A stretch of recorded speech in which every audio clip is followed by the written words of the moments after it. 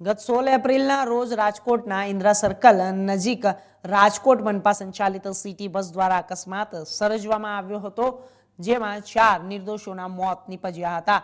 જે બાદ રાજકોટ શહેર કોંગ્રેસ આક્રમક બની હતી અને આ ઘટનામાં જવાબદારો સામે કડક પગલાં લેવાની માંગ કરી હતી। ત્યારે આજરોજ રાજકોટ શહેર કોંગ્રેસ દ્વારા રાજકોટ પોલીસ કમિશનર કચેરી ખાતે સૂત્રોચ્ચાર કરી તેમજ છાજિયા લઈ રાજકોટ પોલીસ વિભાગની કામગીરીનો વિરોધ કરવામાં આવ્યો હતો।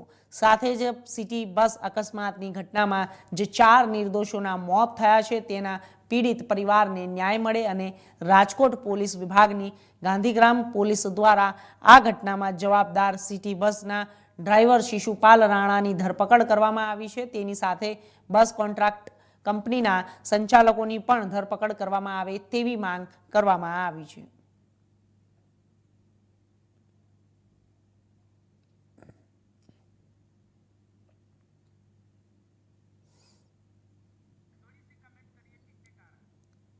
તો આપને જણાવી દઈએ કે જ્યારે કોંગ્રેસ પાર્ટીએ આ વિષય ઉપર અત્યારે હાલ ધરણા પ્રદર્શનની કામગીરી ચાલુ કરી દીધી છે। રાજકોટની અંદર જ્યારે થોડા સમય પહેલા એક સિટી બસ દ્વારા અકસ્માત સર્જવામાં આવ્યો હતો તેનો એક મામલો છે આ, અને આ મામલાની અંદર અત્યારે હાલ કોંગ્રેસ પાર્ટી તે વિરોધ પ્રદર્શન કરી રહી છે અને અનેક પ્રકારની માંગો કરી રહી છે। જ્યારે રાજકોટ પોલીસ કમિશનર કચેરી ખાતે સૂત્રોચ્ચાર કર્યા હતા અને